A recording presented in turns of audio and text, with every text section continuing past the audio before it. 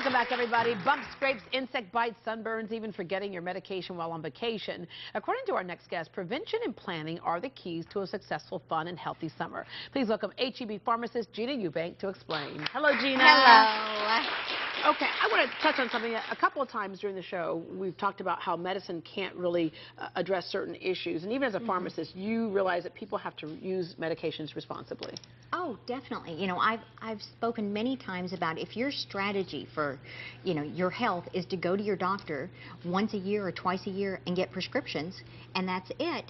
That is not a winning strategy. I mean, it goes back to like we were talking about with this prevention. You've got to take responsibility for your health. Right. Realize food is medicine, and conduct your life in such a way that it's conducive to a healthy lifestyle. Yeah. And if you do find yourself in a situation, there are medications that are available that can help you during the interim while you figure out a new strategy to move you from point A to B, where it's not a lifetime issue of being on medication. Speaking of medications, all right, summertime coming up, lots of people going on vacations, couple of problems that they have. One is you got to be aware of the temperatures that you're keeping your medications in when you're traveling. Yes, and so many people, they don't think of that, whether they're traveling in the airplane or in the car. If you're in the airplane, you want to be sure and carry on your medications, and they need to be labeled properly. And so many people ask me about security, and as long as you have a prescription label on there, even if it exceeds the liquid amount, you're fine. You can get on with it. Okay.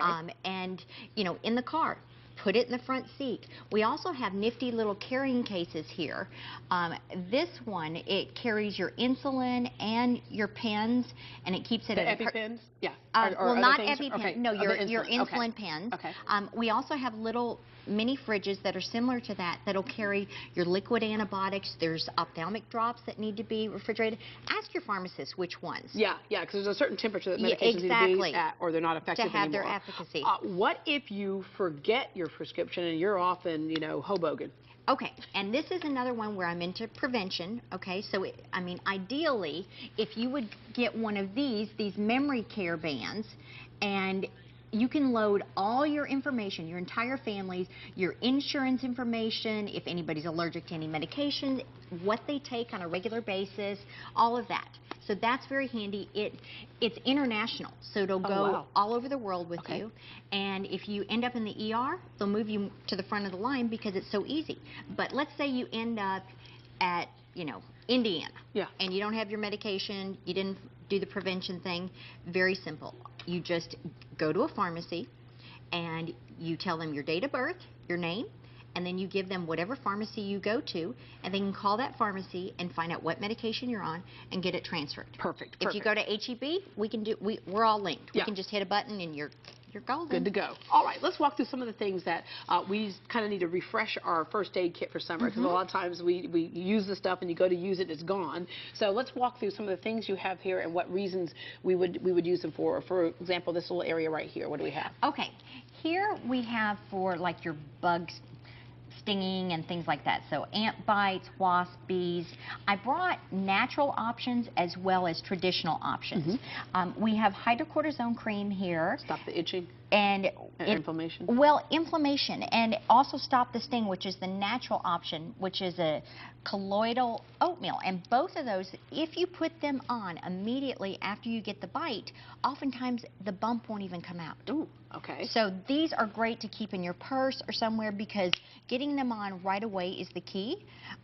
Baking soda, people have forgotten. I mean, do you remember the old days? People put the baking soda paste on there. Well, I don't remember the old days, but somebody told me. Yeah, we heard about it. That's exactly right. But it kind of soaks up the... It does, and it gets down that inflammation and redness. If it's severe and somebody's allergic to it, we've got oral Benadryl here. This is our cut section, and, triple antibiotic, and then we've got the Band-Aids, and then the natural option here, we have witch hazel, which is an antiseptic.